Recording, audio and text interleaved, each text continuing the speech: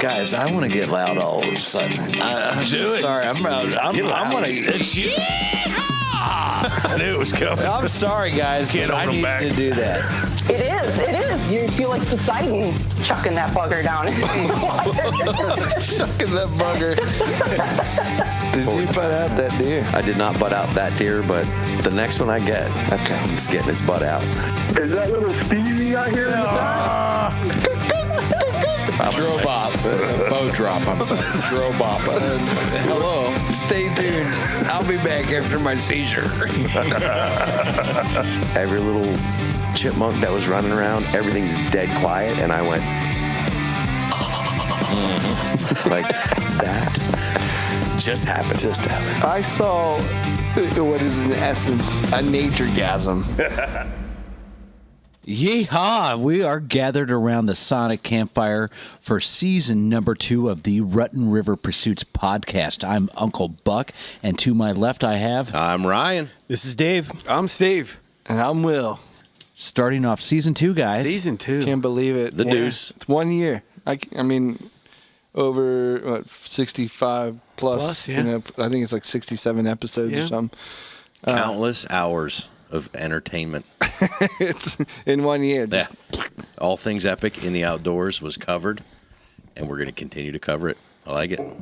We've come full circle. We're back into hunting season again. Yeah. And I couldn't think of a better guest to have tonight now that we're officially back into archery season here in Pennsylvania. Yeah. For those of you James Bond fans out there, I would like to refer to him as the Q of the outdoor industry. What's Q? What's the Who's Q? Q? You know, Q. He's the dude in the James Bond films that always give James Bond his gadgets. His fancy gadgets. The fancy gadgets. You know, the cars with the springs and the smoke. That's a great way to think of this guy. Yeah. Yeah. Let's not waste any more time. Who is it, bud? We have Get to it. We have Randy Stoppenhagen from Better the Hunt. Our good buddy from Idaho. Hey, Yeah. Randy. Hey, guys, how you doing? Real good, Randy. Real Super. good. If I got any better, I'd have to go to church, Randy. Oh, okay. That's pretty good. Well, It's a sin to feel this good. since you've queued me up, I like what you did there. well, a little play on words. No, hey, I really feel honored to be on your show and to be able to talk about the outdoors, about my company, and about myself. I mean, I really appreciate it, guys. Absolutely, bud. We're happy to have you. It's been a while. In fact, for our fans that have joined us recently or the show recently, and we've had Randy on. He was on for a segment back during the Great American Outdoors Show. Yep. Mm-hmm. So officially, this is Randy's second time on. So Reoccurring character. Amen. Yeah. Hey, and I can tell you, within 5 minutes of you guys being in the booth, and after the interview, just standing there talking, I mean, instantly a kinship developed. I mean, I appreciate what you guys are about and your personalities. Everybody's a little bit different, and it was a really nice interview, and I looked forward to this all year. So. Oh yeah. When are we going to get Randy on? Well, we're fishing right now. Yeah. We're saving him up for hunting season, Buck. I'm like, all right. I want to talk to Randy a little bit here. Well, it's here. It's time. What do you got new for us? I know the name of your company is Better the Hunt. The whole concept of Better the Hunt is based upon bringing products to the industry that do just that. They better the hunt. Yeah. Or I don't have them on my website. Not that there's anything wrong with the next arrow rest or the next quiver or the next stabilizer, but I want to bring really unique products to market that aren't just a gimmick, because everything has been field tested. Guys have used it. Guys love it. And then I want to put it on my website. I have my own product, and then I've co-branded with a couple gentlemen that also have products here in Idaho that I want to get out there to the rest of the United States. And Randy, I got to say, I love the tagline that you guys have. The company is Better the Hunt, the tagline. It's what we do. It nails it. Well, you can thank my wife. Well, thank you, Randy's wife. Thanks, Mrs. Stoppenhagen. Yeah. Marcia, thank you, honey. Actually, she came up back when we were trying to decide a name for the company. She goes, your insulated mitt. What does it do? And all of a sudden she just went, it better the hunt. And then she was spitballing some other ideas, and all of a sudden out popped, it's what you do. So it's what we do. And that tagline, it's just like the products and stuff that you're selling, you're endorsing. It's the same idea where it's just like, it's a slap on the side of my head. Like, that is amazing. Better the hunt. It's what we do. A insulated bow mitt to put on your bow to keep your hand warm. Like, why didn't we think of that? This is something that needed to happen. I get that response a lot at shows. I mean, people walk up, especially guys and gals at the age 20 to 30, they'll be walking along and they look over and they just come to a complete stop, and they'll stand there and they get a big grin on their face, and they walk over, and that's pretty much what they say. They may say it a little differently, but it's like, oh my gosh, that is, I mean, why didn't we think of that? And so head slapping instances, I guess. You see your products and you slap your head, and wow. But that right there is a great sign that you're doing the right thing. It's a product that people didn't even realize that they needed. Exactly. How many times do you walk into the woods? You have to bend over for whatever reason, tie your shoes, do something, mess with your rifle, and there goes the rifle. Yeah, right there off goes the rifle right off the shoulder. And you're like, wow, that's annoying, But you never stop and think, well, if I just put a strap here and lock this in, but until you see it, and you're like, oh my gosh, Makes how so many much times sense. has that frustrated me? Yep, Tim Elam. I've known Tim Elam, the inventor of the Pack Rat. I've known him before I even invented my mitt. I mean, I remember seeing him at shows with my other company, and I'd go up and talk to him, and I looked at the Pack Rat the first year, and I was like, that is incredible. And then the next year I went in and I purchased it, and it is a game changer when you're heading out into the woods. You can secure your rifle strap to your shoulder of your day pack with the quick clip. And then he made another product, which is the rat tail. And the rat tail fastens around the waist belt of your day pack or the belt of your pants. And then you adjust it accordingly so that when you lift up on the stock of your gun, you slide that underneath there, and it literally takes quite a bit, if not all of the weight, off your shoulder. So your gun is now secure to your side, and you can climb over stuff. You can bend over to pick something up. You can drag your big buck out or your doe when you're done for the day, and you're not constantly fighting that rifle falling off your shoulder and you're having to put it back on, or you sling the gun up over your head and then the bolt of the gun's digging in your back. I mean, it's a super item, and it just needs to be seen by people, and everybody that sees it buys it. I think people at this point in the podcast, they need to go to Better the Hunt and start looking at some of these products. I mean, for us to describe it is one thing, but like take a look at some of these things maybe while we're talking about it. It will really, really resonate. Well, and for archery guys, you can buy just the clip, or you can buy the complete system. The complete system includes the clip that goes on your shoulder strap, the rat tail that goes down along your waist, and then it includes a shock-absorbing sling with Uncle Mike swivels. So the complete system is, I believe, $46.99 on my website. The clip is $26.99. And he's going to come out with a package that's just the clip and the rat tail without the sling, without the gun sling. So you can use the sling that you already like or know that you like. Exactly. Because there are a lot of guys that look at it and go, man, I'd like to purchase it, but I already have a sling that I really care for. And then one thing I want to let you know as bow hunters, if you put a sling on your bow, you can put it right in that same clip. and then I take my stabilizer and run it through that rat tail. And my bow will move next to me, but it doesn't sit there and slap, and it doesn't get caught on stuff. It stays right next to your body. So it is versatile. It's not just for rifle. It's also for a bow. I never even thought to do that. So I'm glad that you made it on the podcast. We're already slapping our heads all over it, man. Or you could put a diaper bag if you're out and about. I mean, guys, at the fair this last year, I actually saw a couple people with day packs on, and they had that clip, and you can secure almost anything to that. Gotcha. If you're carrying your camera case, anything, you can lock it down to your shoulder, and it's going to be there when you get to your destination. So it is a killer item, and I'm glad Tim allowed me to co-brand that and have it on my website, because that is definitely a product that's going to better your hunt. Absolutely. Randy, you guys are coming up with these gadgets. Are you guys engineers? What? No. I sit in the woods. Well, the way I came up with the insulated bow mitt, one, it was out of necessity. You suffered. Two, You suffered a little bit. Yeah. You had a cold hand. Yeah.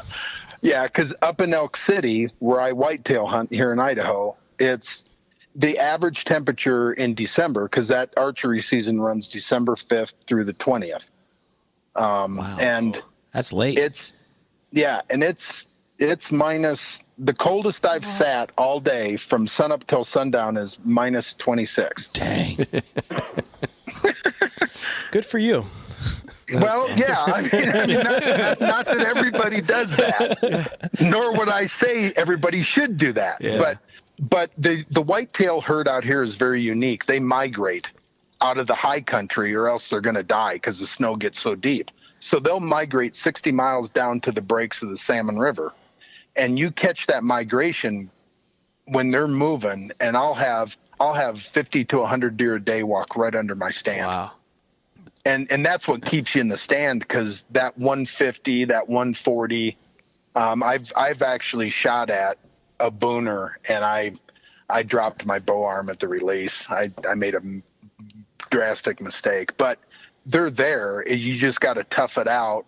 And I was sitting in my stand, and there was so much deer activity that I pretty much was holding my bow all the time. And I think as bow hunters, we can all relate to trying to bring your bow up to your mouth and blow a little bit of warm air on your hand, because it's just freezing. And I went back that night, and I did a drawing, and then I met with a seamstress, and I did some research, saw that there was nothing out there like that. And I sat on the idea for 6 years. I didn't do anything with it. No kidding. No, I did. I sat on it, and I was busy with my other company, and finally I turned 52, and I just went, I am going to do this. And I invested quite a bit of money into it and had some product made, and the patent's going to be finalized this year. I'll have my patent. It's patent pending currently, but it'll be finalized this year. And I just took a leap of faith that, because I went out and used it for a couple of years when the first ones were made. And they're not what you see today. We actually went through 8 prototypes. We took a little bit of material out here. We added material there. We put the buckles there for a reason. It's fully adjustable. It'll fit any bow. It'll fit anybody's hand size and the way they hold their bow. Some guys shoot with their fingers to the side. Some people shoot fingers fully extended. That mitt allows you to do all of that, but yet your bare hand is the only thing that's against that grip, just like you practice all summer long. So it doesn't do anything to affect your shot. It doesn't cause any undue torque. The string doesn't hit the mitt. When people first look at the mitt, that's the first questions they have. Well, I think it's going to hit the string. Well, but it doesn't. And I would never bring something to market that isn't going to work. I mean, that's business suicide, and I wouldn't do that. So and for me, I've worked in the archery industry as an archery technician off and on for about the last 15, 20 years. And that was probably one of the things that impressed me most. Now, Randy, I didn't speak to you at the outdoor show as a member of the Rutten River Pursuit podcast, because at that point I was still just a super fan of the guys. But but I actually did have a conversation with you at the show, because I saw this, and again, like I mentioned earlier, it was one of those head slapping moments where I walked up, I'm like, this is ingenious. And I bought one from you at the show. And I was really impressed just looking at it. All of those things that you just mentioned, there's no chance that this thing is actually going to touch your string or your cables. The way that it's designed, all of those buckles that you've got on there and the straps that are on it allows for all the different grip styles. Some guys, like you were saying, shoot the high open grip. Some guys like the low palm it type thing. And if your fingers are extended, or you curl them in and just touch the front of the riser with your fingertip, all that stuff, the bow mitt will actually accommodate. It's still possible, yeah. And this is something that I've stressed to guys as an archery technician in a small mom and pop type shop. We've been a Hoyt dealer or Matthews dealer. We're high end bow shops that I've worked at. One of the things that I've always stressed is you have to practice like you're going to shoot. And I know it's going to be uncomfortable when it's 95 degrees in the middle of July, but you have to put your clothes on that you're going to be hunting with, and that includes the gloves, right? So guys are shooting, wrist slings and all this stuff. You have to wear some of that at least at some point in the practice over the summer. You got to put all that stuff on. This is going to help in that situation too, because you don't necessarily have to, because you're going to be shooting with your bare hand essentially, because fits right in that bow mitt, keeps it nice and warm. Randy and I had a conversation earlier this week, and we were talking, and I said, how many times or how many guys do you know actually will trade a little bit of comfort for accuracy? So they're going to not have that big bulky glove. They're just going to sit there and suffer in their bare hands or a glove liner. Yep. And it's just, now you don't have to think about it. Right. Now you don't have to worry about it. I've done that, and I've suffered through it. Yeah. But This is going to be my first late how season. cold I can you won't have get to. before you start suffering accuracy because you're shivering or because you can't? Yeah. Yeah. I mean, Well, I you have question where your hand is on the grip of that bow. I mean, I've been there, and I've debated hanging my bow up, and then it's like, but if I do that, is the deer going to see me? And then the wheels start coming off. Then you start second guessing this and second guessing that. And we as archers, I mean, our success rate isn't the best to begin with. So if there's something on the market that does everything to help you. Speak for yourself, Randy. Yeah, I'm at 100%. Ooh, okay. I see who I'm talking to now. That's good. I mean, Just but kidding. one thing I want to explain, the I've killed inside of every the deer mitt. I've told people about. Okay. Everyone. Every single one. Real quick, the inside of that mitt is breathable. So like out here for elk season, it was 30 or 40 in the morning, but then it warmed up to 70 during the day. And I didn't have to rip the mitt off and then put it back on when it got cooler, because your hand will not overheat in the mitt. The mitt will breathe and it wicks away the moisture, and your hand won't get all sweaty inside of it. That's the nice thing. But in the wintertime, it retains the heat that you need to keep your hand warm.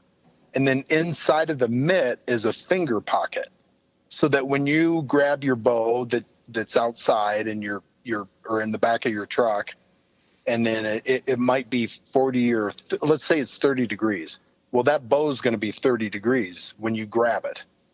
And the finger pocket keeps the metal of the front of that riser off your skin. So your hand isn't dealing with the cold of that metal. And then you walk out to your stand, get up in it, and then you have a choice. You can hang your bow if you want to. And then when you see that deer, you can slide your hand in and you're ready. And if the deer hangs up for 10, 20 minutes, if the wind's blowing, if it's snowing, your hand's protected inside that mitt. Or you now have the option. I'm sure we've all kind of put our bow in our lap when we're sitting in a tree stand, and you got to kind of keep a death grip on it, because if you loosen your hand, the bow may slip off your lap and go 20 feet down to the ground. I'm not saying that from experience, but I just Doesn't sound like it. but Bow drop. okay, so I've done that. I've done that once. But the mitt keeps the bow on your lap because of the way it goes around and fastens to the bow. And then the weight of the bow on the mitt with your hand in it, and you don't have to keep a grip on the bow, but it keeps the bow in your lap. And then all you have to do is, when you see that animal, is slight movement to bring the bow up, and you're ready to shoot, instead of trying to reach around, keep an eye on the deer, try to reach for your bow, and then come around. And I mean, just, it's all that excess movement that you can eliminate if you want to. That's the other advantage to that mitt. Let's talk about the outside of that mitt. It just doesn't come in one style now, does it? No, it comes in 3 different camos, which are mossy oak. It comes in breakup country, it comes in tree stand, and it comes in brush. And then it also comes currently in ground blind black. And every mitt has DWR built into the fabric, which is a water repellency. There's 200 grams of Thinsulate, military grade buckles, military grade webbing, and it's proudly made in the USA. And that's important to me. It I mean, is. that's Amen. not that, Yeah. It's important to not that Sammy P everything. too. Well, thanks. I mean, it really is. I mean, Tim's product, the Pack Rat, that's made here in the USA. So Randy, someone listening to the show, runs out to betterthehunt.com and buys one of these. How do they know how to install it and use it? well, there's a couple ways. One, every mitt that goes out comes with a set of instructions. And then they can also go, when they purchase it, they can watch a video on my website. And it's me talking, and I show step by step by step. And those instructions that come with it are good. The video is impressive because I'm not kidding you. Like I said, I've been in the archery business for a long time.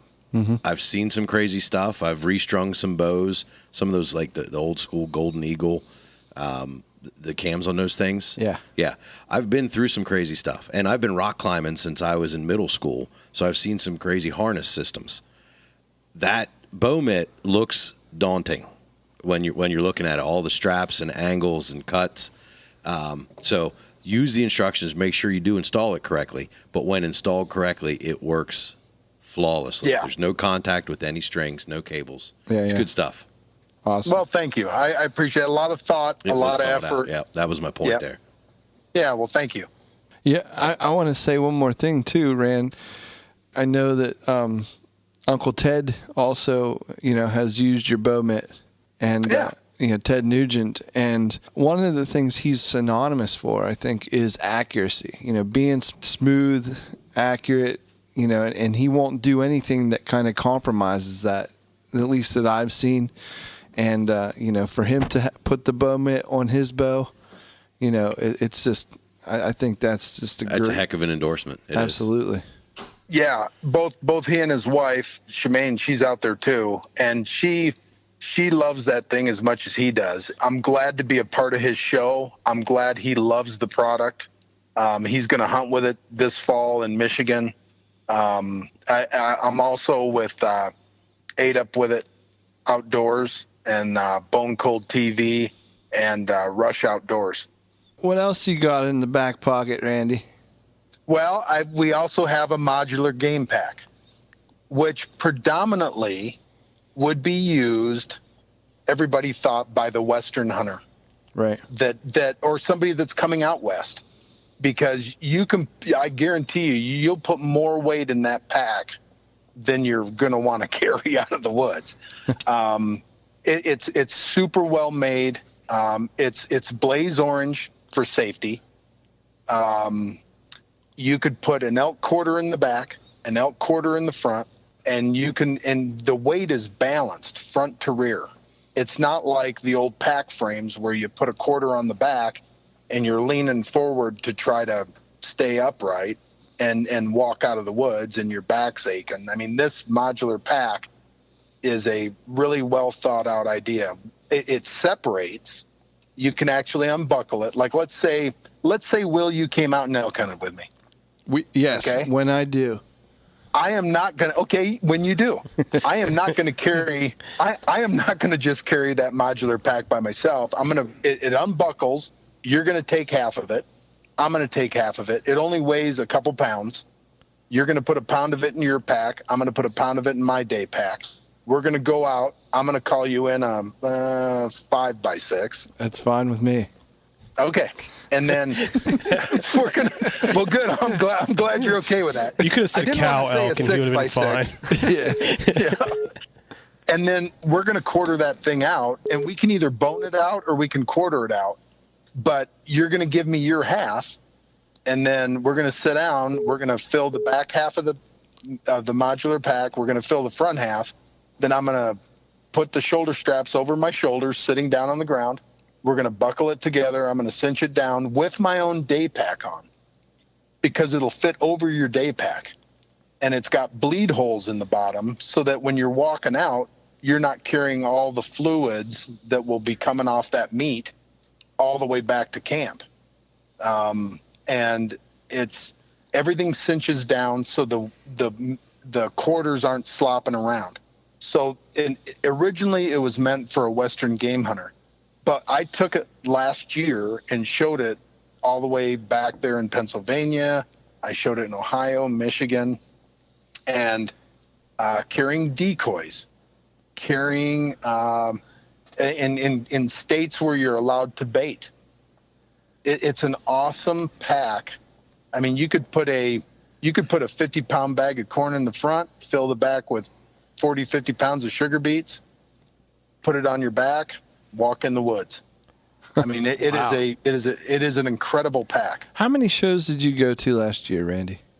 Oof, a bunch. I think I did 10 or 11. Wow. Yeah. But I made. I mean, logistically, this year I'm doing it different. I'm doing 10 shows again this year, but the vehicle and my trailer will stay back there. I made that loop and then drove back to Idaho. Then I turned around, hopped back in my truck, and I drove back to Ohio. Then I went to Wichita, Kansas, and then I went to Wisconsin. Then I drove back home. Yeah. So last year I put 14,000 miles on my truck. Yeah. Yeah. In yeah. 3 months. In 3 months. Ooh. Yeah. Wow. So so you were all over the country, and and I know that probably every place had hopefully you got a similar result, where people were just literally slapping themselves on the forehead saying, what's going on? Why haven't I thought of this? But the reason why I said that is this particular product, this pack, I actually ended up getting a deer this last weekend. And I absolutely 100% thought about you and this pack because I had to recover it the next day, and I ended up quartering it in the field. I'm like, I'm going to do it like those Western boys. And, because we didn't want to open her up, that's for sure. Yeah. And, and in the East, we drag it out. Whole deer, drag it out, blah, blah, blah, blah, blah. We don't want to make that? That's how it's done. It's just how we do it. It's just how we've always done it. That's how we always do it. That's how we'll always do it. Yeah. So Stop asking questions. It's good enough for me. It'd be good enough for you, son. that's how your pappy That's how he did taught it. us. Yeah. So I ended up, I'm not going to quarter this thing out and take the back straps and yeah, it just would have been. How'd you get them back? How'd you carry the? I ended up dragging the deer back to closer to my truck. Okay. So that was traditional in nature. But I was thinking about that pack. If I could have done it very close to where I found the deer. Yeah. And had a lot. It would have bettered the hunt. Yeah, It would have bettered the hunt. Yes. Yeah. Simply put. Yeah.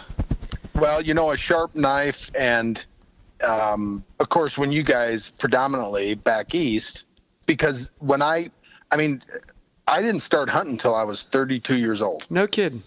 Yeah, my father was not a hunter. My cousin's in Michigan.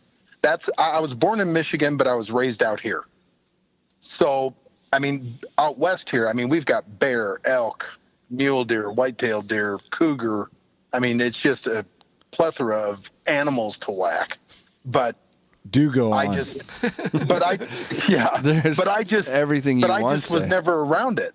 I was just never around it. And when I started my company, Second to Nature, back in '93, my cousins said, "Hey, what are you going to do during the winter?" And I said, "Well, probably relax."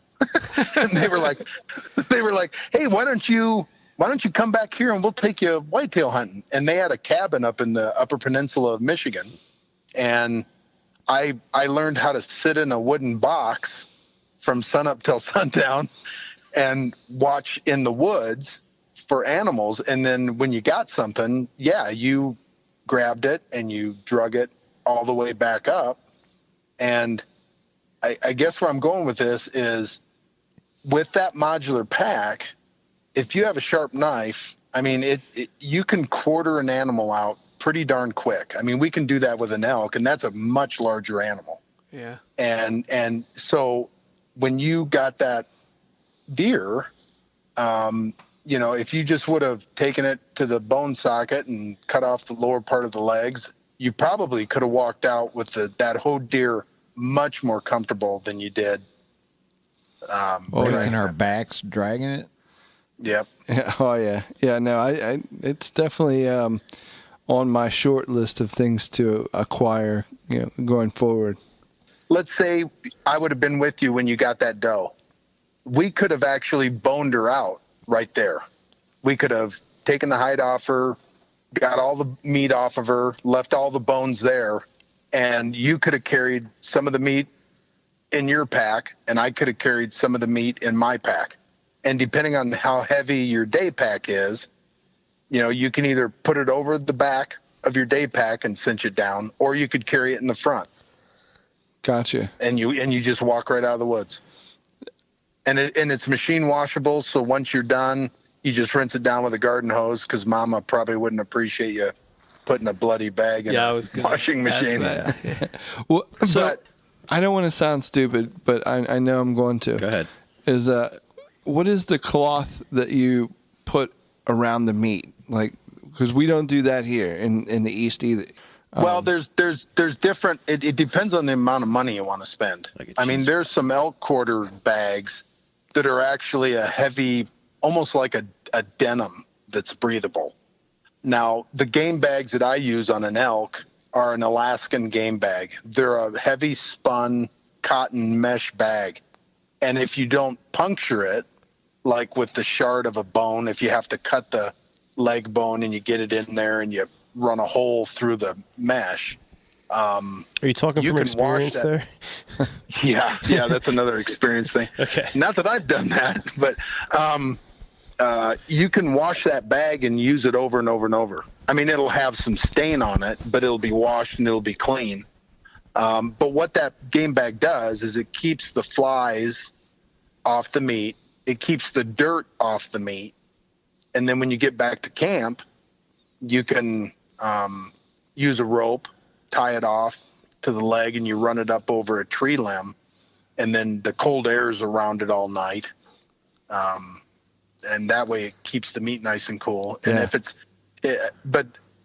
and then they make a size for a deer, for either the quarters of a deer, or they make a full body game bag. Like when I'm up in Elk City, I'm up there for 10 days at a time.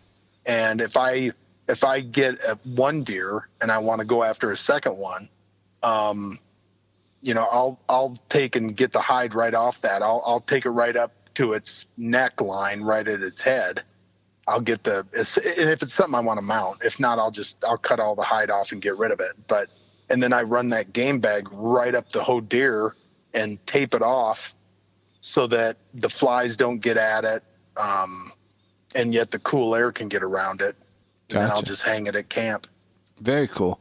Yeah, that's something that I'm going to be looking into. Not to be weird, but it was, or different from everybody else. But it was just, it wasn't terrible. It wasn't. I didn't mind doing that. I didn't. Well, mind. and the thing is, once you've done that a couple times, you can go deeper and farther in because oh man, I mean, dragging this thing's going to be a nightmare. Well, you won't have to worry about that. You can bone it out or quarter it and walk right out with it, and it'll just make for a much more enjoyable hunt. I've passed up shots on deer because I knew what would have been ahead of me.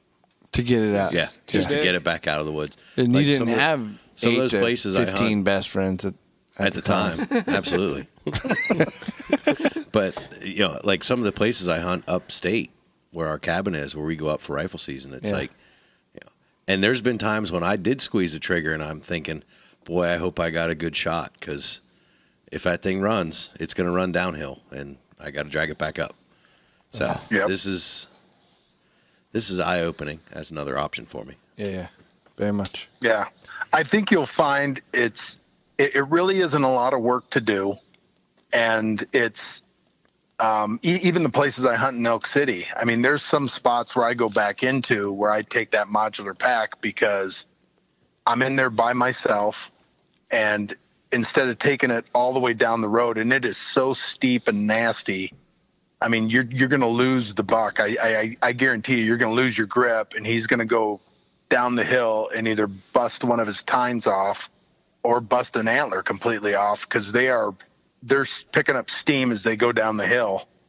And now I have the confidence I can go back in there, I get something, and we're dealing with wolves, so it's not like I can leave it there and come back later. I mean, you get to that animal, you process it, you get it on your pack, and you get it out of there. Because I mean, if you come back in a couple hours with a couple buddies, somebody might be there snacking on your deer. Yeah. With a couple buddies of their own. Yep.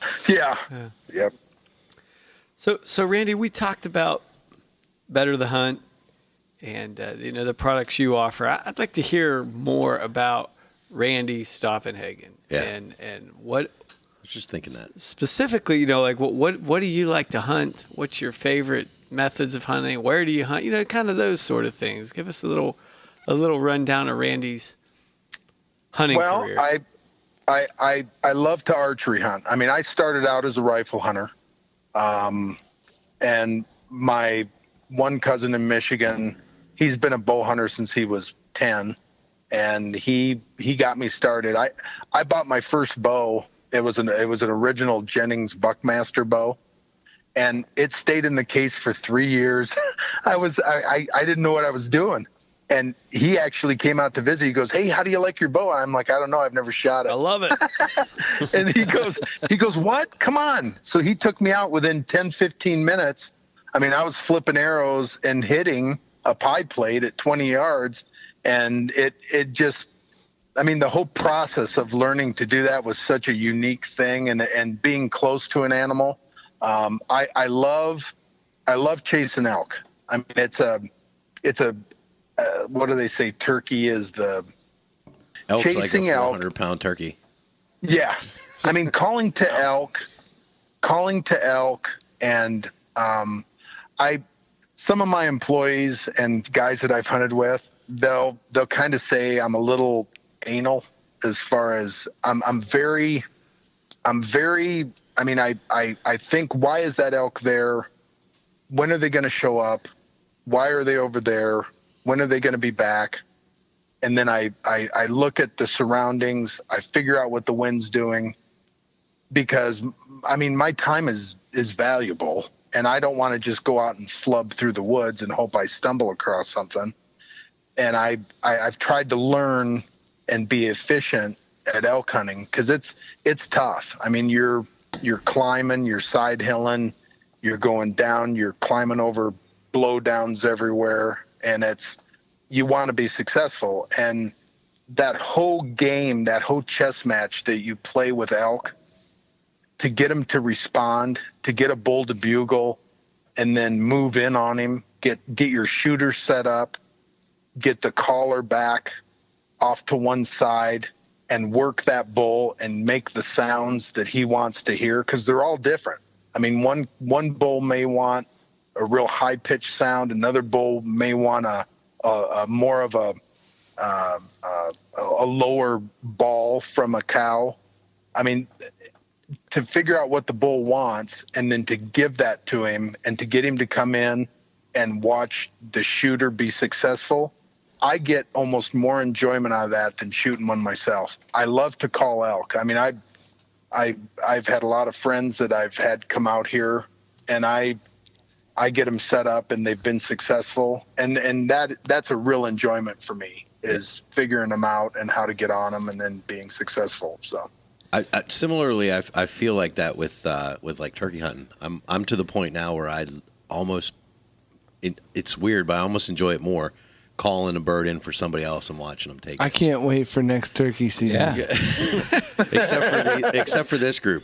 I mean, but well, and that's one animal I've never taken. I went turkey hunting once out here. I had a turkey going because the mouth read for an elk is a lot like a turkey. it really is. Yep. And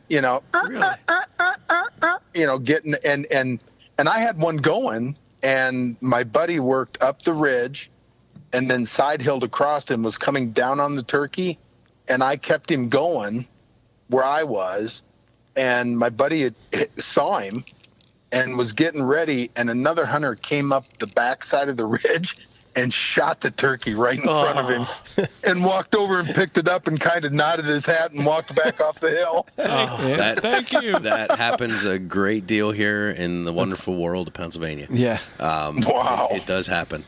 There's a lot of hunters here, so if you can get in between a bird and a dude calling Without getting shot. Yeah. good on you. That's the Well, tricky part. that's what my buddy said when he came back to me. He goes, that was really messed up. And I'm like, well, did you get him? He goes, that wasn't me that shot. He goes, that guy, luckily it was a different angle. And he goes, but I watched that turkey get blasted, and then I saw the guy stand up, and he kind of tipped his hat to me and turned around and walked off with the turkey. I'm like, okay, that's enough of that. Yeah. That's the worst part. And right now, sorry, Phil. That's all right. But right now, it is in Pennsylvania. We have a pretty good, healthy herd of elk. The elk season is, I guess the tags are still a draw. It's a draw system. So it's a complete very, lottery. Very Yeah, limited I think there's amount of tags that are sold. There's not that many. But the herd is pretty healthy.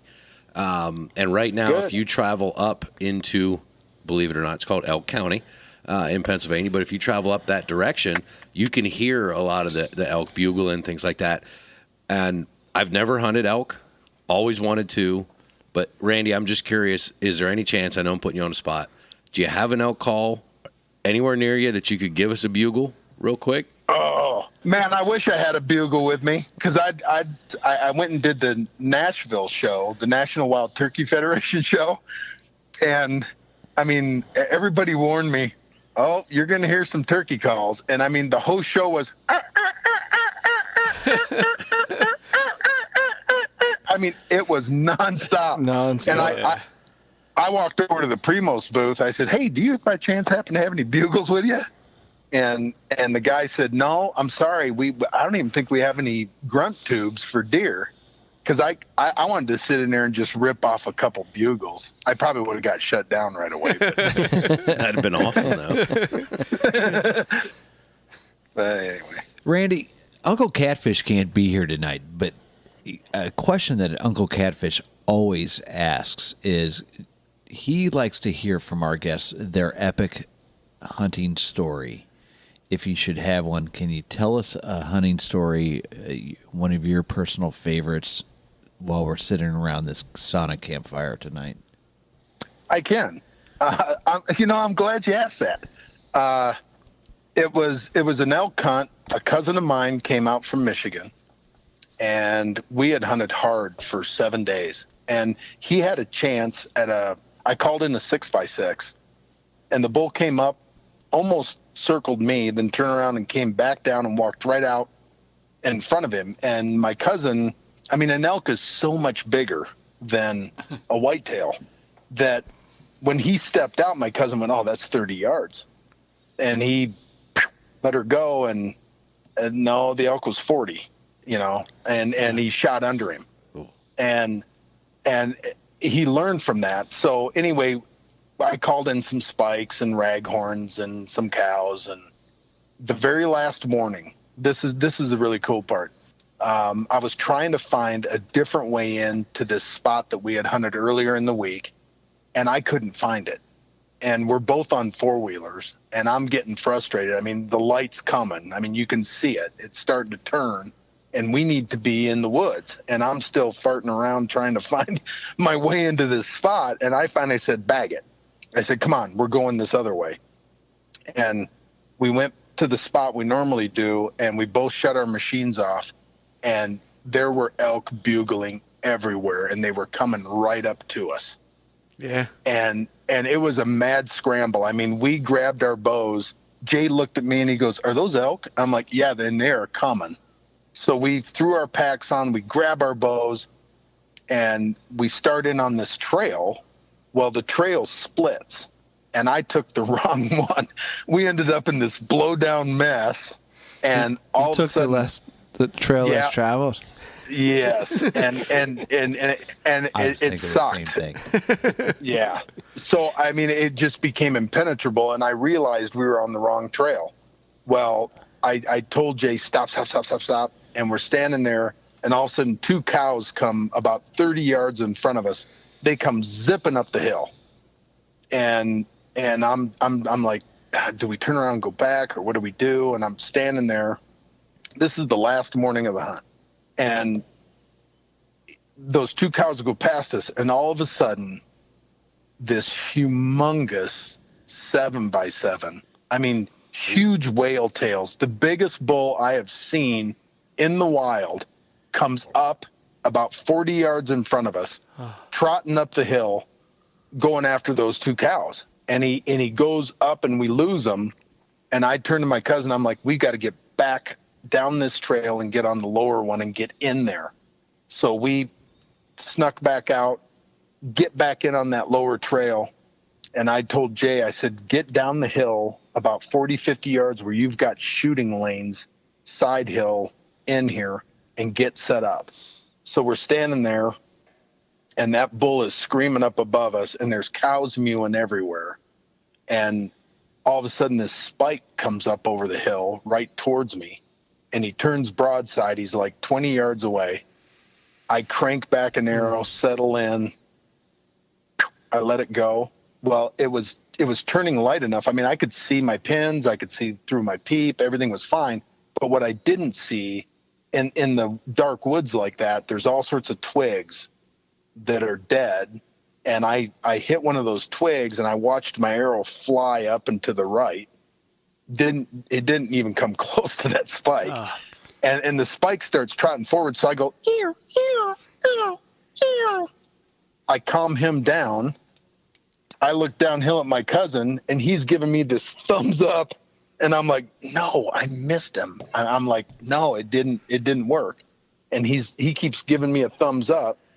So everything kind of quieted down. The elk were still around us. I mean, they were 30 yards in front of us coming up this ridge, and we're standing there. So I motioned to my cousin to come up, and I'm like, "Didn't you see? When I launched that arrow, I hit a twig." He goes, No, I just shot an elk." I'm like, "What?" He goes, "Yeah, I ranged this spot 40 yards, and an elk walked right in and stopped perfect right in there." Right, his vitals, it was like a TV picture. He said, "I launched a 40-yarder, and I zipped him." And I'm like, "Oh, man." So we're standing there, and all of a sudden this 5x6 comes over the hill, and he's walking right towards us. And my cousin goes, "What are you going to do?" I said, "If he turns broadside, I'm going to zip him." And I got an arrow on my string. The bull's walking to me. He gets to about 15 yards away, turns, steps over a log, he's got his leg forward.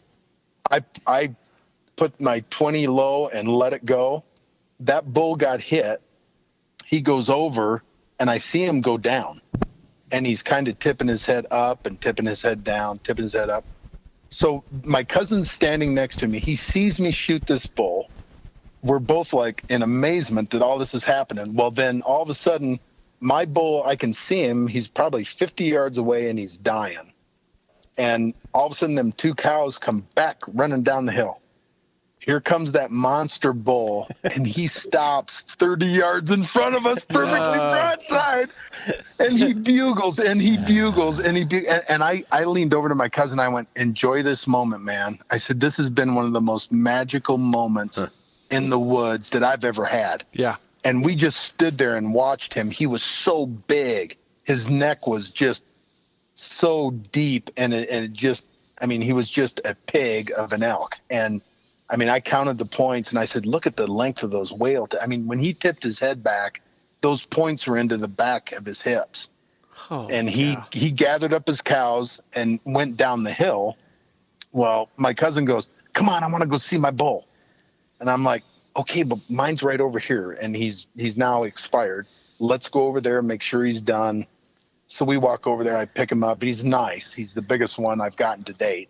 So I'm looking at him, big body, beautiful animal, give him the respect. And I'm like, okay, let's go find yours. So we back up to where we were, walk down the hill, and my cousin is colorblind. So I'm like, I'll look for the blood. He goes right there, right in between those two bushes. Boom, blood immediately. We walk around the bush. Oh, there he is. It was a 1x2, a big 1x2. And he was ecstatic, and I was ecstatic for him. I'm like, man, how awesome is this? I mean, it was 8:30, and we both look up the hill, and if we would have just looked around, our bulls died 40 yards apart. They were both laying on the hill 40 yards apart in plain sight of each other. But we were so excited and caught up in the moment that we didn't look around, or else we would have seen his. You did what you knew to do. It's just you're on autopilot. Yeah, just good. Yeah, adrenaline. So, like, dang. Oh, yeah.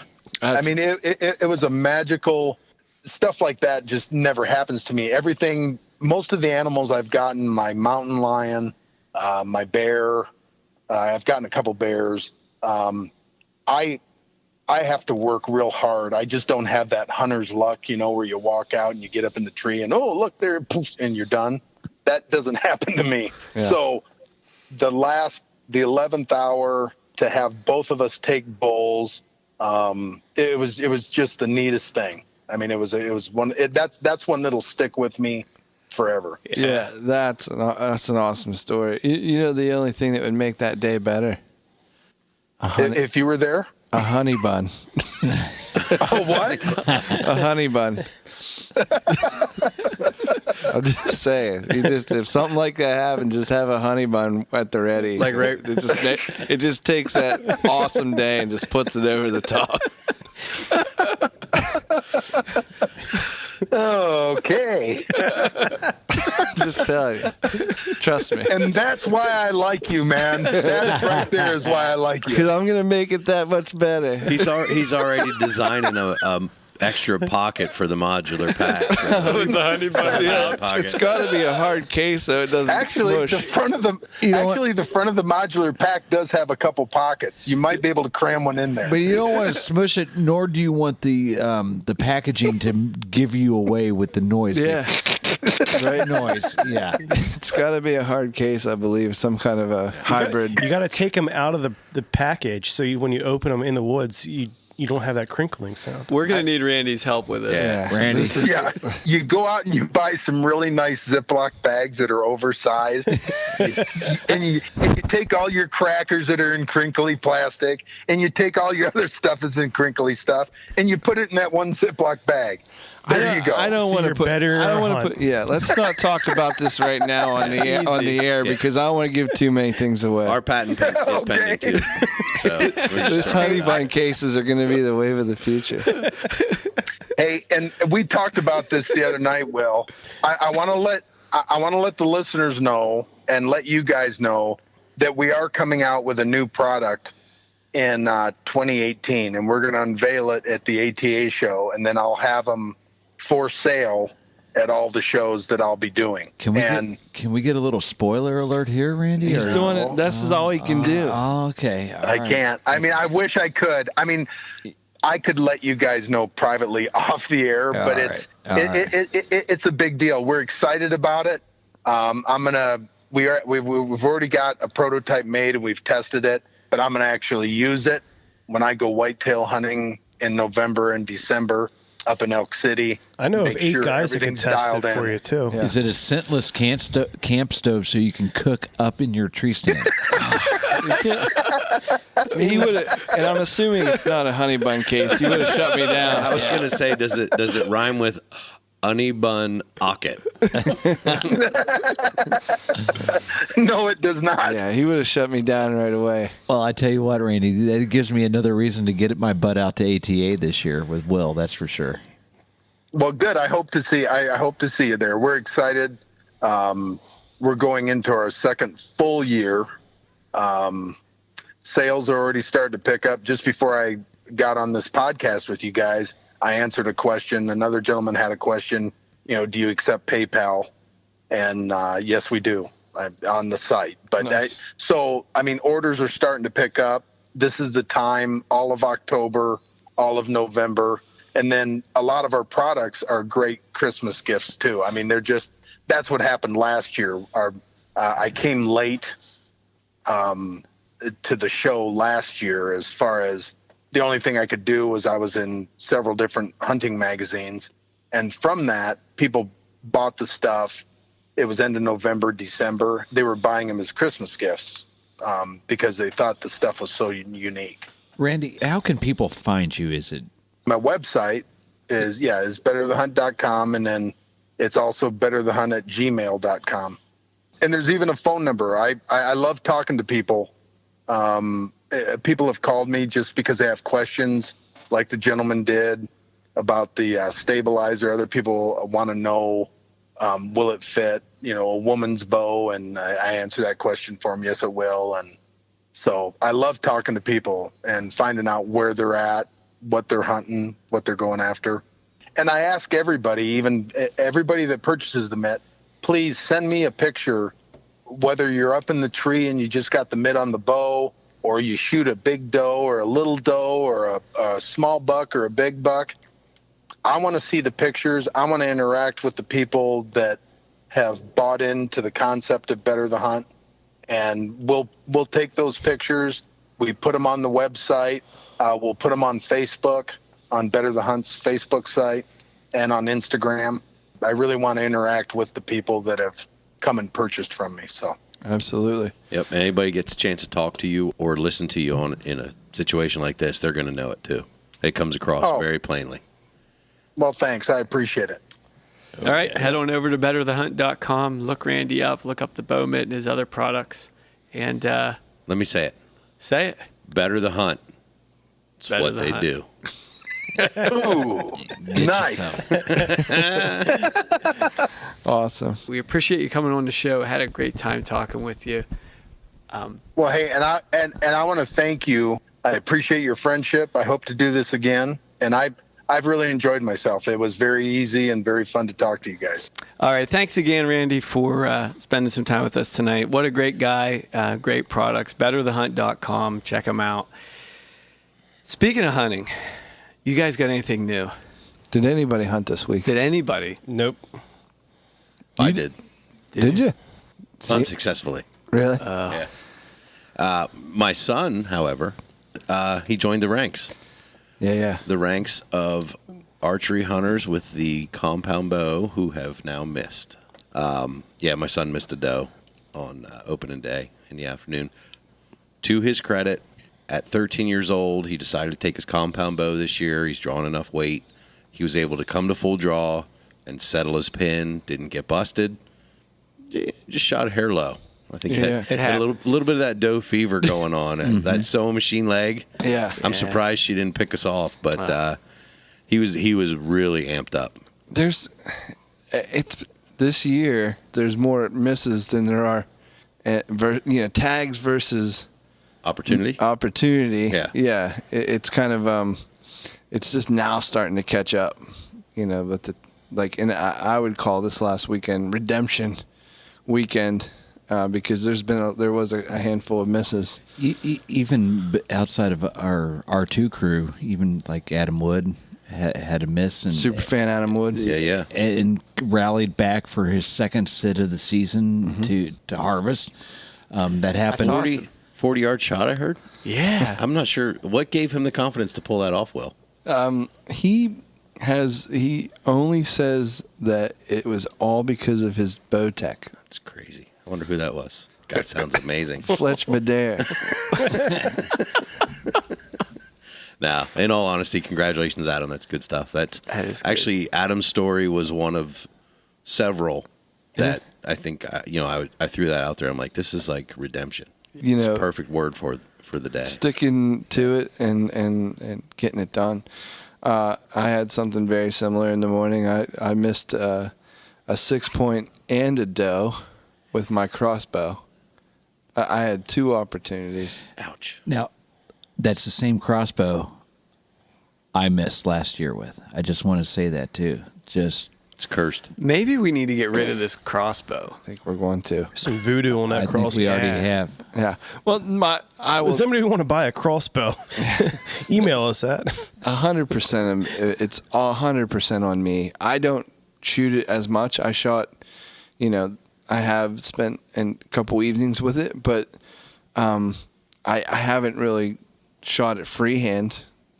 I set it in a Caldwell shooter's rest, and I had the shooter's rest in the blind with me.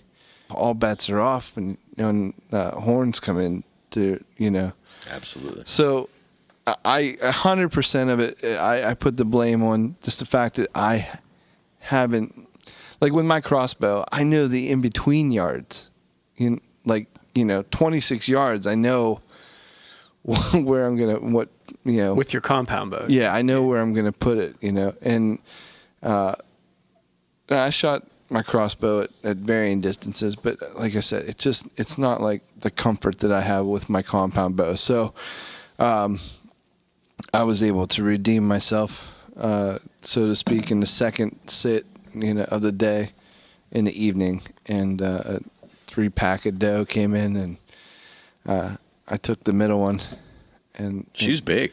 yeah, great doe, great doe. It wasn't the biggest one, but it was the middle one, and it was still a very mature, very good big size. doe. Ended up having to leave her overnight. We bumped her. That's the story, but I mean, I think it's worth telling because there's some information in that story for our audience too. Will, Now you tell got me us. wondering. Yeah, I think it's worth to tell. So please, let's get into it. Yeah. Well, even a chip shot will end up in an overnight Yeah. sit. There wasn't a lot of blood to begin with, and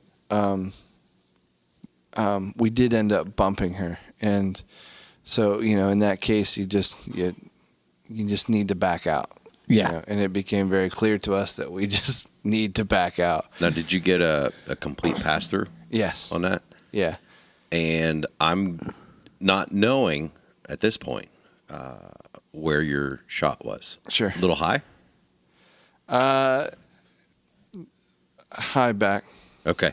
And that right there is really good information, actually, I think, for the listeners. Those high shots on a pass through, you're not going to get very good blood Yeah. right away. Yeah. And you could have gotten double lung where that deer could be down under 100 yards, but you're not going to get blood for 50, 60 yards. And the problem there is on a complete pass through, you've got 2 little holes. Even if you shoot, what's the largest cutting diameter that's out on the market today? 3.5 inches or whatever. I got 2-inch. So even with a large cutting diameter broadhead, your hole's still high, and with a complete pass through, the body cavity has to fill up before it spills out to give you a blood trail. Yeah. You'll get a little bit of hair, a little bit of blood on impact. Yes. And you'll have nothing for 50, 60 yards. Yeah. Makes sense. That happened for my doe this season. I shot, and it was complete pass through, a little bit high, and it was double lungs. I mean, when I opened her up, the lungs were obliterated. There was nothing. I mean, it was bloody blotches of tissue, and I think what happened also, like when it was running, that was moving a little bit and closing up the hole. So you're not going to get the exit. And I mean, for the first 100 yards, it was very little blood. It took me, I didn't have to sit, because I was like, well, I wanted to find a little bit of blood to start with before, I went gung ho. But that took me a half an hour. So I had the wait time on the first 100 yards of tracking to let her fully expire, so I didn't bump her on my situation. But so I completely understand what happened. Yeah, I just it wasn't back. Like I got into a lot of things, I mean, it didn't. I think once she settled after we got out of there, it probably wasn't much longer. No. And if I had to guess, and so from where we saw her last, we were able to kind of locate a little spot where she was laying down, and I started marking that instantly, and then I was able to find it right away in the morning. Stopped and got some McDonald's breakfast, and picked up some coffee for Phil and a breakfast Sammy, and the coffee and McMuffin tracking job. and I was on the blood. And there's the other takeaway for everybody listening. Any time that you bump a deer, there's only one option at that point. You got to stop and back out. Yeah. And it doesn't matter if it's 9 o'clock in the morning or 9 o'clock at night. If you're tracking one and you bump it, you've got to give it time, because you've now, re-energized it. That adrenaline starts pumping, and a deer that's mortally wounded, this deer's not going to survive, will still run dead on its feet for a long time if you keep pushing it. Yeah. You got to give them time. Can I interject here at this point and close the circle from last year for myself, though? Do it. When that happened, it immediately brought back my vivid nightmare of losing that doe. And I promised myself and that doe last year that the reason why I lost her was I would lose no other deer. No matter if I shot her or somebody else shot her, I'd give it my best. And I left that night. In fact, we pushed her, and I said, no, I'm not going to. I made a stand and said, I'm not going to. Let's just go. We'll come back in the morning. What time do you want to come, Will? I mean, there was no question in my mind. We would come back, and for the first time in a year, I saw that doe's face again when I went to sleep. Yeah. And it was my mission to get that doe that Will shot. I wanted to get her, and it was, and there's a funny story now that's about to be told. Should we say that for a later day? That's a whole nother story. You can't do that. I'm cool with it because here I'm proud. I'm proud of myself, but with pride comes a great fall, though, too. And I got so wrapped up in the little world. Did any of you guys hear this? It's a great story. It is such a great story. Will basically Mick dodged me. I will say that. It's something that Mick Dodge would have done to a fella, and in order for a productive lesson to be learned. Go on. So we marked it. We marked the spot of our last, sighting. This is Sunday morning. Sunday morning, we were able to, because of very accurate marking, we were able to get right back to the first sign of blood that we, and this is I don't even know, 150 yards away from. Really? Maybe, 100 yards away, 150 yards away. In about 180-degree direction from the direction you shot her at. No kidding. Okay, so here's circled back around. Well, here's a question that may or may not be a learning point for anybody. This is just actually out of curiosity. When you came back the next morning, did you start at point of impact and retrace your steps, or did you go to last blood that you found the night before? Night before. Okay. Yeah. Yeah, I know that the direction where she ran to. Mhm. You know, so that was marked for me, and the actual spot, Gotcha. you know, where she laid for a bit. Okay. So that's what I had to go on, and so we got there, and not a lot of. I wasn't anticipating a lot of blood. I had a conversation late, very late, with Catfish the night, you know, the previous night. My day started at 3:00 in the morning, and it ended around 1. So I pulled a 22-hour day. Yeah. You know, and so very late night, I had talked to Catfish at length, and he was like, "Listen, brother, don't do what a lot of guys do and go too fast. From your last blood, I just want you to take 3 steps at a time. Glass, look around, you know, take another 3 steps. Glass, look around. Like, people just go too fast." And I took that to heart because I'm used to just walking, you know, and scouring rather. So at this point, I got to my 12th step, and Phil's working away from me quite a bit, and I think it's probably miracle number 5 at this point of finding this doe. Yeah. I'm looked down and I'm standing on blood, and I'm like, Phil, Get back over here, hey, Buck. buddy, you know, check this out. So from there, it was kind of on, you know, there was spot. I started focusing in on the ground. That's all I would look at. Yeah. And I literally would put my finger on the blood on my right hand and start looking for blood within my visual circumference from the point of the blood that I could point to. Yeah.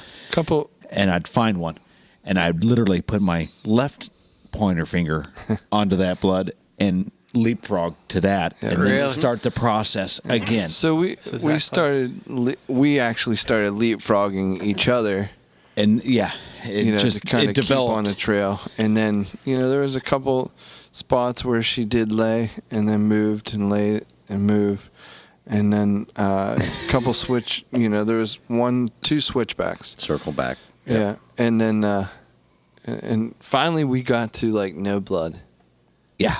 You know, and maybe a little bit of a notice in the leaves from her kicking up, maybe. Yeah, and so I got to that point, and I looked around. I was glassing a little bit, and I did look around, and I located her.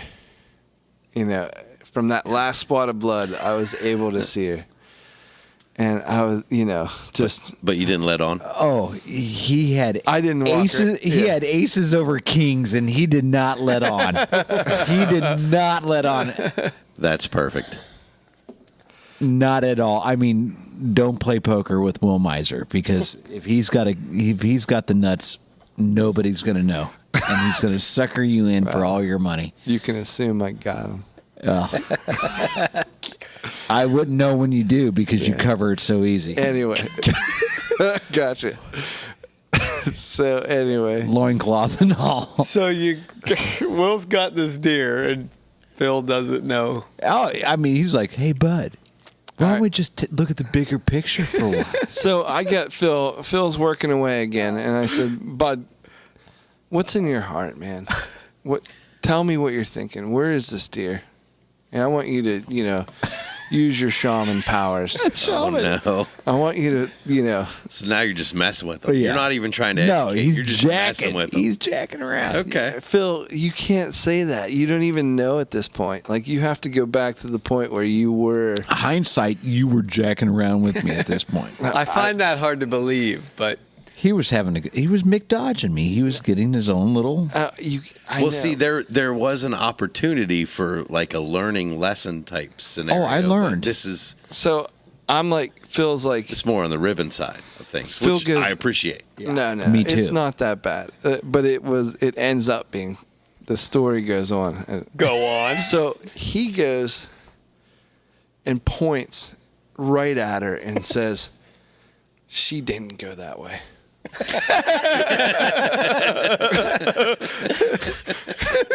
I go, That's the honest God truth here. I wish I could say no. she went, which way did she go that way? He's like, I think she, look at I this. feel I like feel like she's went. I'm like, at this point, like I'm like, how do I get him to go there? right, Go to there. like that specific spot. Yeah. Not Where even he- direction, but that what- actual. You have a piece of leaf that has blood on it, and you just throw it out that way for him Yeah. to So find. I said, I don't know, but look here where this is all roughed up, like she was digging, and it could have been her. It could not have been It her. was Might have been a squirrel. It was It her. could, yeah. I It mean, was her. but I'm like, look here. Let's just assume for a second. Just let's go this direction. You know, he's like, cool. You know, so he starts working out, and he gets like 15 feet away, and I'm standing there, and I'm If rubbing. she was a snake, she would have bit me at this point. I'm rubbing my eyes. Like I'm like, when is he gonna see this? You know, when is he gonna? When it like, he's literally standing on top of it, and I said, Phil, I think sometimes we get too focused on like the micro. micro. You know what I mean? Like we're looking at the leaves and the little dots. Let's just take a minute and scan. You know, let's look far, then look close, then look far, then look close, and I want you to just work from left to right. For example, Just kind of just look far, and then look. Just look at everything. And he's got both hands on his hips, and he's just Oh man. he's. Focus. He down. looks like a I don't know, like a World War II submarine. He's just just scanning that, I can't tell him that it's there. Just reach out. You can pet her, Phil. we didn't want to Now, say she's that. not that close, but she is that close. So and for me, I'm like, okay, so he's so close. He's gonna see this thing, and it's just gonna be like, do you remember when Harry plowed Lauren Holly in the face with a snowball Yeah. in Dumb and Dumber because he thought she was fighting him? Yeah. And he's like, he's literally covers up his face, and he's like, oh my god, he realizes that she wasn't fighting him, like. That's what I thought Phil was going to do. Like, oh, I'm so silly. I wasn't looking right in front of me, I tried to cover up. So I just can't take it anymore. I'm like, what do you think about that right there? And he just turns at me and he goes, we found her. And he reaches out and gives me a fist bump. Yeah, bud, we found her. What'd you say? 20 'cause minutes he just ago? got there. He's like, boom. Told ya. Yeah, he's like, this is awesome. We totally found her, Thanks. For Nice this job, one. guys. Thanks. Yeah, it was. I don't It's a know. group effort. I don't know how long it took to get him there, but it was awesome. And we were in this together. We're learning a lot about tracking and doing different things. And Mick said that tracking's inside us. Maybe, That every know how human to being do it. has it. but maybe not Phil right now. Phil had it on the micro world, Yeah, you but just were- not you in the were big focused world. on I the was, drops I and was not on so. That's But easy I to learned do. something. No, I learned something. Yeah, we learned a lot, didn't we? and that was the cool part is when we bumped the deer. I had my head down, moping a little bit, you know, and and Colin actually spotted her. Yeah. And if it was, yeah. And that's He found her eyes. Yeah, and that's the thing, you know.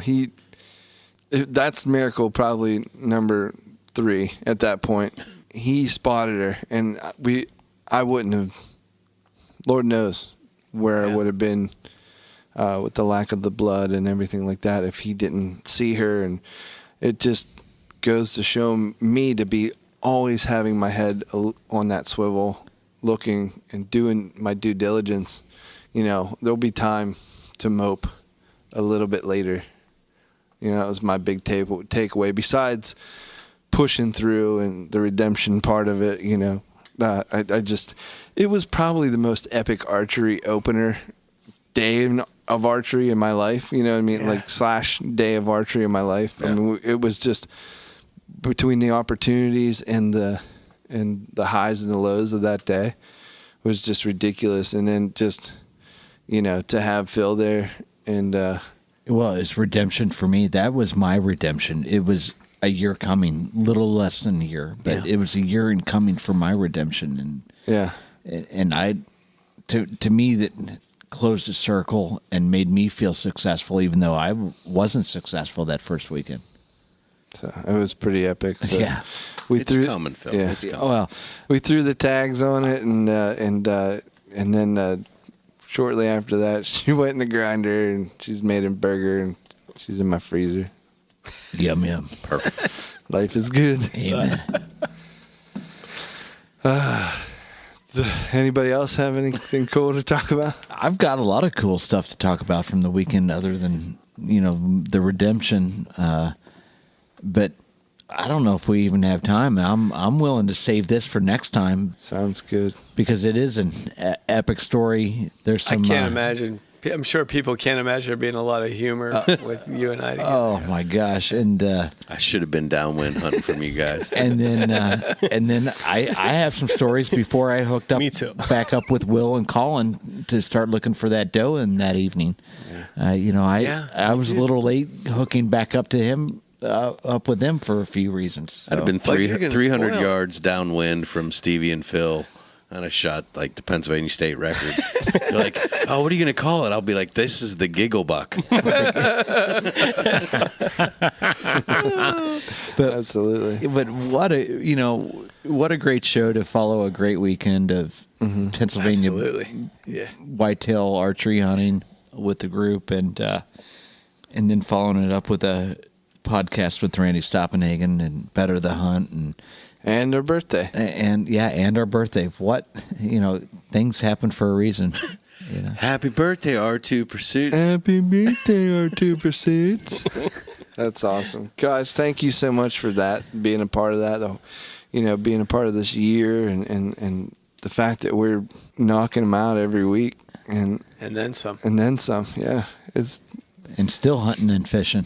We'll be able to help DK remember how old Lemon is for the rest of his life. Amen. Exactly. How about that? You're younger than us. Yeah. Perfect. Yeah. Awesome. Guys, where can they find us?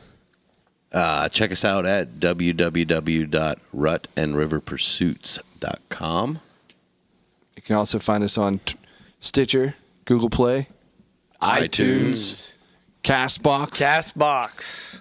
And how about our social media properties? Instagram at R2 Pursuits. And Twitter at R2 Pursuits. YouTube, Rut and River Pursuits Podcast. And I guess if you went to the Facebook, you could find us at Rut and River Pursuits. Yeah, you know what? We're literally everywhere. We're everywhere. We truly are everywhere. Just if you go to the website, you're going to be able to get to everything, right? Yes. So just head there, rutandriverpursuits.com. You'll find all the links you need for all things epic in the outdoors. This is awesome. Thanks, guys, so much. Talk to you soon. Boom. Later. Thank you. Later. Get out there and get you some. Bring them weedless. To start off season 2 of the Rut and River Pursuits podcast, guys. The big dose. Yeah, we made it. 1, 2. Buckle my shoe. What? Yeah, 1 year starting now. I mean, starting season 2. Starting I like it. Season 2. Believe it or not. What's your name, bud? I'm Uncle Buck. And no.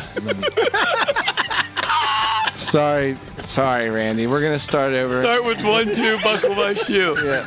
No, do not. Please. Hey, I'm doing everything I can not to laugh at this end of the phone. Listen, we've reached a new low.